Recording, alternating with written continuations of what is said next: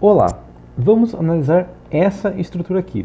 O que é essa estrutura? Bom, é um pórtico, certo? De 3 andares com uma viga de transição. Mas na verdade, isso aqui não é só um pórtico de 3 andares, né? Eu simplifiquei com um pórtico de 3 andares. Na prática, o que eu considerei? Bom, eu considerei esse pórtico aí como se fosse um prédio de 10, 12 andares, tá? Mas desci só os primeiros 3 e lancei uma carga aqui de 115 toneladas nesse pilar aqui no P5, certo? O P1 aqui está com 80 toneladas, o P2 também está com 80 toneladas. Cargas aí normais de um prédio aí de 6, 8, 10 andares, tá? Então, primeira coisa que a gente tem nesse 3D, que a gente tem, nessa estrutura, né, que a gente tem uma viga de transição, certo? E essa viga de transição, como ela está recebendo um pilar, ela vai estar forrada de ferro, né? Ela não basta ser uma viga de 30 por 1,10 m, certo? Uma viga bem robusta mesmo. Ela, então, só essa viga aqui, sozinha, ela tem 0,3 por 1,1, ou 30 por 110, certo? Ela tem 3.300 centímetros quadrados de concreto, certo? É um volume bem considerável de concreto. Só na base eu tenho 10 barras de 25, 10 barras com 5 centímetros cada, é 50 centímetros só aí, certo? Então eu tenho uma área de aço maior que 1% só com armadura positiva. Ainda tenho armadura negativa, ainda tenho uma armadura contínua aqui de porte-estribo, certo? Ainda tenho o que? Ainda tenho armadura de pele. Então essa viga aqui, ela está facilmente com uma taxa de armadura aí de 2%, né? Ou pelo menos aí 2 kg por 200 kg por metro cúbico, tá? Contando os estribos e tudo mais, que também são estribos bem consideráveis, né? Estribos de 8 milímetros cada 7. Então, é uma viga de respeito, né? É uma viga aqui com 30 por 70, certo? Com um vão aí total de 7,30 metros vezes 7,3, ela tem aí 0,3 vezes 1,1 vezes 7,3, ela tem quase 2 metros cúbicos e meio, certo? Como ela tem uma taxa de aço aí próxima de 200, ela tem quase 500 kg de ferro nessa viga. Então não é uma viga pequenininha, né? É uma viga bem considerável, tá?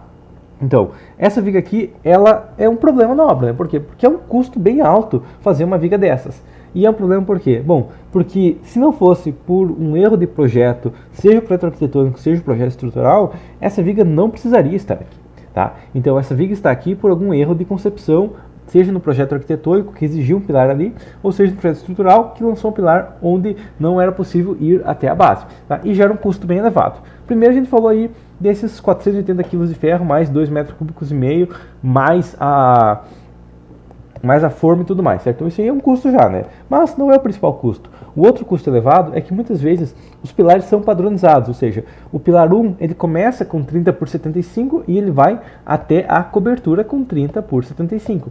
E isso, então a gente pensar 30 por 75 por 0,75 em 3 metros em 10 andares é 6,75. Se ele podia ser de 20 por 60 e ao invés disso ele está com 30 por 75 e a gente tem aí 30 metros, é 3 metros cúbicos a mais, além de toda a armadura a mais nesse pilar. Por quê? Porque na base ele tem uma carga muito mais elevada, certo? Então, viga de transição é um problema na obra, tá? E muitas vezes é um erro de projeto.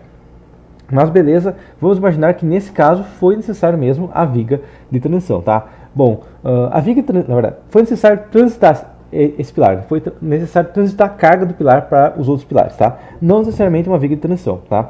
Que é a gente acaba fazendo o quê? A gente acaba seguindo, tem um pilar que não pode ir até a base, coloca uma viga de transição ali. Mas muitas vezes não é a solução ideal, inclusive é uma solução bem cara, uma solução bem onerosa, colocar uma viga de transição. Essa viga aqui tem 30 por 110 e é para um prédio aí de 8, 10 andares. A gente está pensando aí, se a gente for pensar um prédio de 20 andares, a gente vai ter vigas aí de 2 metros de altura facilmente, tá? Se a gente for pensar prédios mais altos, vigas mais robustas ainda, certo? Então, é questão de chegar um caminhão de concreto cheio na obra, derramar na viga e não preencher a viga, tá? Dependendo da obra aí, é perfeitamente possível que isso aconteça, certo? Uma obra de 25, 30 andares, não tem problema, não é raro acontecer de um caminhão cheio de concreto com 10 metros cúbicos, chegar, começar a derramar concreto na viga e não conseguir preencher toda ela. Então ele está falando de custos bem elevados em vigas de transição. Tá, mas como assim não necessariamente precisa da viga? É claro que precisa. Não, o que a gente precisa é um mecanismo que transfira a carga desse pilar para esses pilares aqui. Tá? E aí a gente tem que entender a natureza de uma viga. O que é uma viga? Uma viga nada mais é que uma peça, certo, que tem como objetivo transferir as cargas onde elas estão para os apoios, certo? Então isso é uma viga. Uma viga funciona de um mecanismo similar a uma treliça, certo? Que nem Ritter e Morse desenvolveram a teoria. Uma viga nada mais é que uma treliça, onde a parte de compressão do concreto é os banzos e as diagonais, e os estribos são os montantes, e a armadura é o banzo pressionado, certo? Então, é nada mais é do que uma treliça. E como que eu deixo uma treliça mais forte?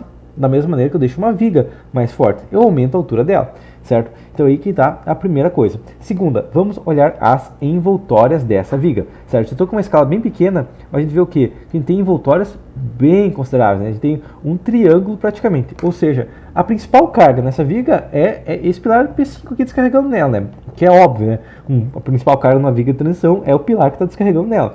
Mas a questão é, eu tenho um diagrama aqui triangular, certo? Ele está um pouco levantado por causa do momento negativo, mas ele é um diagrama triangular, certo? Então, se eu tenho um diagrama triangular, primeiro, para que serve esse diagrama? Bom, esse diagrama aqui é uma dica enorme que o software nos dá para qual deveria ser a seção da viga, tá? A gente também tem o quê? Bom, a gente tem a cortante dessa viga, que não é tão importante, né? A gente vai ver o quê? Que essa cortante é praticamente reta aqui, né? Ela começa aqui com 44, ó, o máximo 62 aqui, e reduz para 58, então praticamente o peso todo dessa viga aqui é desse pilar, tá? Mas então, como assim o diagrama de momento trator é o formato da viga? Bom, vamos pensar assim, qual é o maior vão que já foi vencido na história da humanidade? Bom, o maior vão a ser vencido por mãos humanas foi a ponte Akashi-Kaikyo, certo? A ponte que foi feita no Japão, certo? E ela fez no total, tá?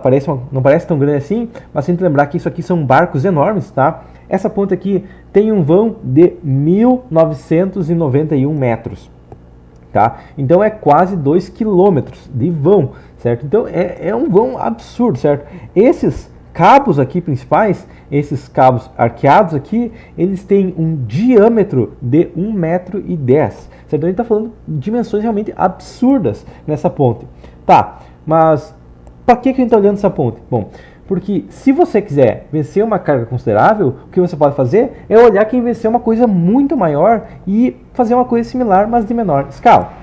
Então, os japoneses conseguiram fazer um vão aí de 2 km seguindo esse formato, tá? Primeira coisa, por que eles escolheram esse formato?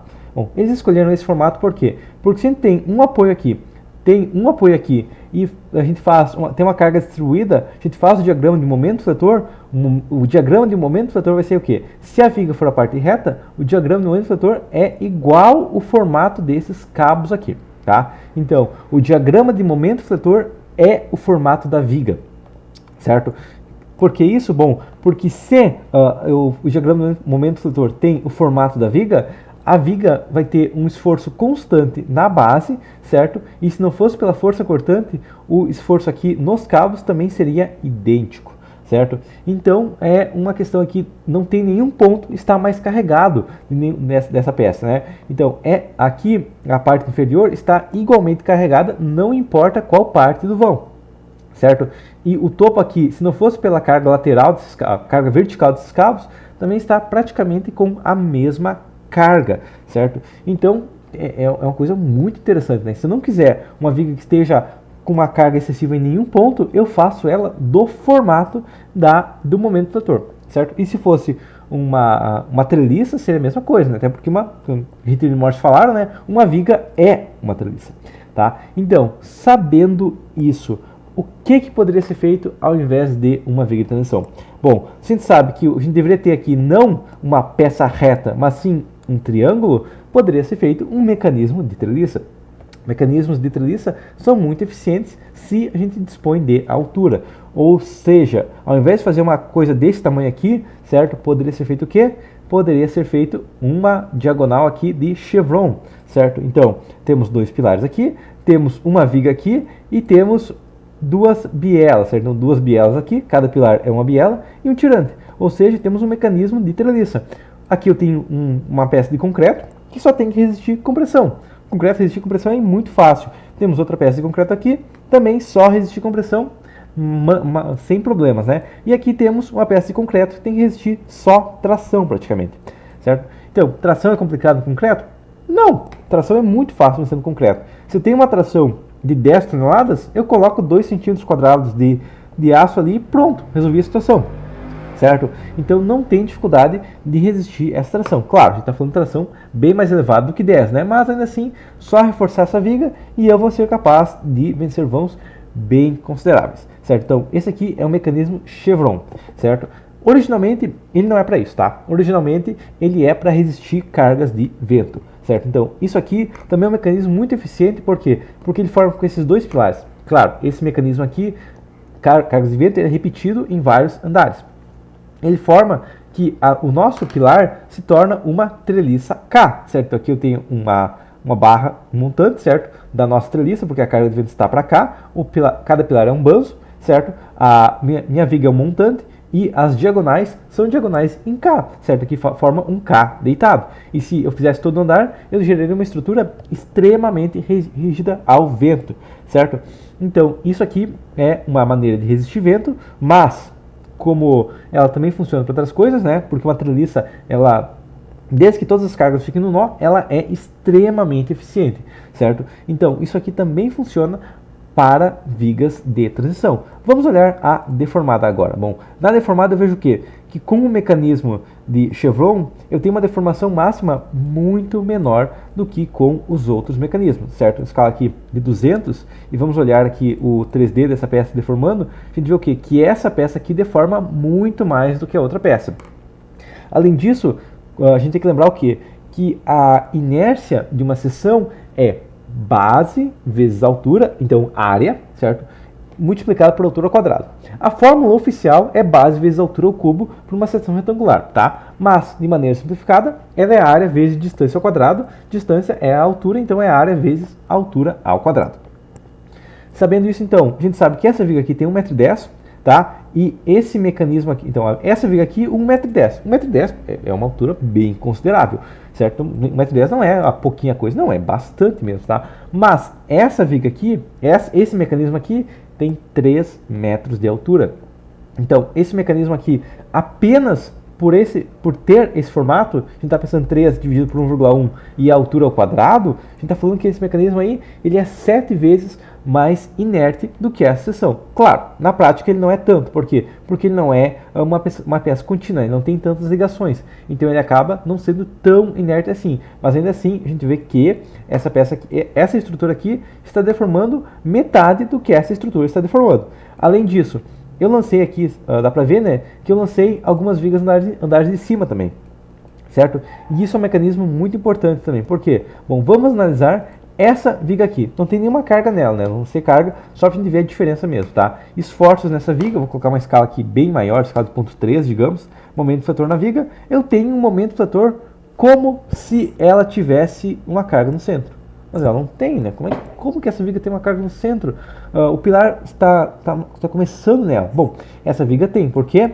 Porque o pilar vai tender a deformar um pouquinho ainda, certo? Conforme esse pilar vai deformando, essa viga aqui vai tentar segurar ele, tá? Apesar desse mecanismo aqui ser muito mais inerte, ele vai tender a deformar um pouquinho até descarregar o pilar. Então, apesar de que eu queria que esse mecanismo aqui segurasse toda a estrutura, parte da estrutura é segurada naturalmente pelas outras vigas.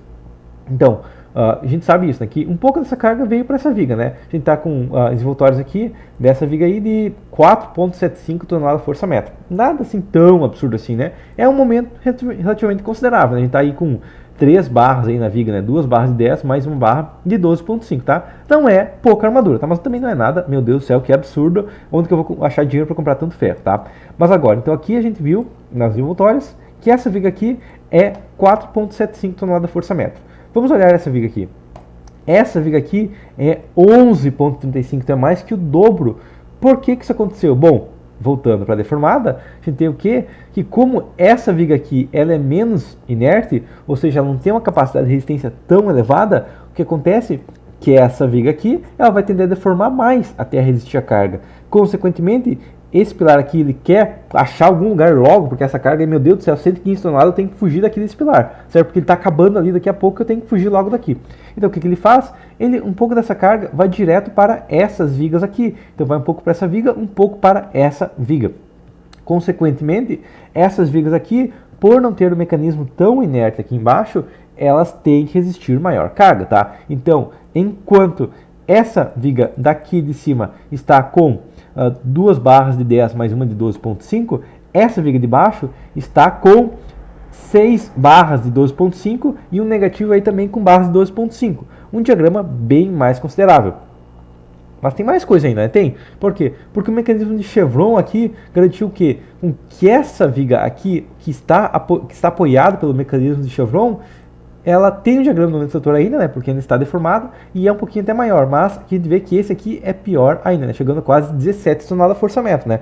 A carga foi chegando, a carga aqui, um pouco da carga já viu que a situação estava começando a complicar aqui e veio saindo para cá. Ela, um pouco aqui, só chegou a ver quando chegou aqui, né? Então, viajou por essa viga, tá? Mas o mecanismo de Chevron também ajuda a apoiar essa viga, né? Tanto que, nas envoltórias, aqui eu tenho 6 toneladas, aqui eu tenho 16 toneladas, tá? Então, novamente, mais que o dobro. Aqui eu tenho 6 barras de 16 numa viga, certo? Então, é uma armadura bem considerável, tá?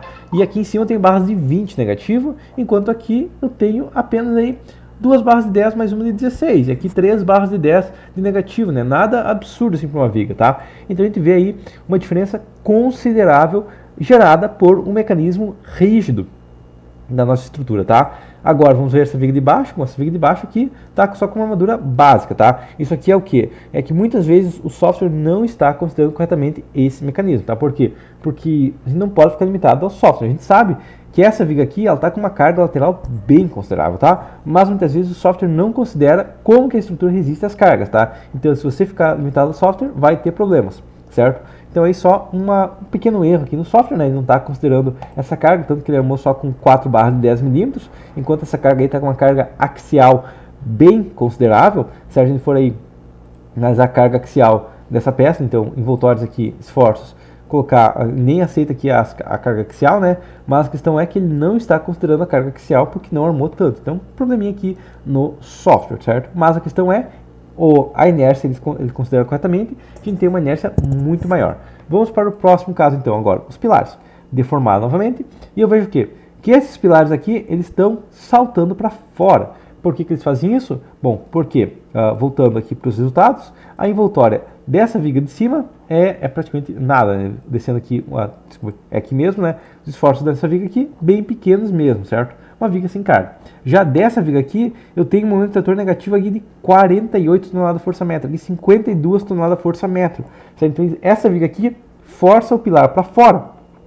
Conforme a carga vai descarregando aqui nesse pilar, ela vai forçando esse pilar para fora para gerar um negativo. Então, esse P1 aqui, ele está com uma taxa de aço aí total, né, de 22 barras de 12,5.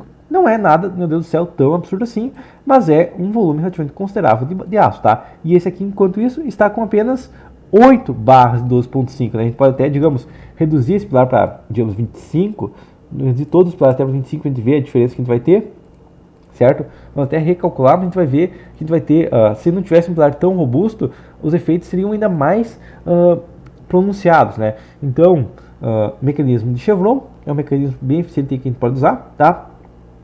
A gente vê também que a inércia da peça muda drasticamente aí os esforços nos pilares, tá? Então, resultados aqui, editar pilares P3 e P4 estão ainda aí com as 8 barras de 12,5, perfeitamente normal. Vamos para o meu P1, está com uma taxa de aço mais absurda ainda, né? Ele manteve as 18 barras de 12,5 e ainda para complementar colocou 4 barras de 20 milímetros, tá? Já o P2, 16 barras de 16 mais 4, então 20 barras de 16 nesse pilar, certo? Deformada. Bom, aqui continuou com uma deformação pequena, mas agora deformou mais ainda essa viga, certo? Então aí a gente vê que realmente a viga de transição é um problema, ela gera deformação de estrutura, ela gera pilares altamente armados, mas se o andar de cima não for problema fazer o mecanismo de Chevron, a gente consegue aí uma estrutura bem mais econômica, beleza? Então seria isso, até a próxima. antes de dizer que eu sou louco por propor isso, tá? Por mais que eu seja, a questão é, esse mecanismo já foi utilizado, ele é um mecanismo que pode ser feito. Claro, aqui é um prédio na Europa, tá? Mas ele funciona no Brasil também, certo? Aqui nós temos uma treliça de 2 andares de altura. Ele está falando uma treliça de uns 6, 7 metros de altura, certo? Suportando vários pilares, certo? A gente pode ver que os pilares vêm aqui, terminam nessa treliça e descarregam para os pilares secundários. Inclusive aqui, essa treliça aqui, né? Ela está apoiada nesse pilar aqui, certo? Ela vence um vão aqui, apoia em mais um pilar, desce, segura esse pilar, sobe, segura esse pilar, e aí sim que ela descarrega nesses 2 pilares aqui, certo? Então a gente está falando aí de uma treliça extremamente rígida, certo? E que é capaz de suportar um prédio aí de 1, 2, 3, 4, 5, 6, 7, 8, mais os 2 aqui, quase 10 andares, beleza? Então não é tão maluquice assim que eu tô falando.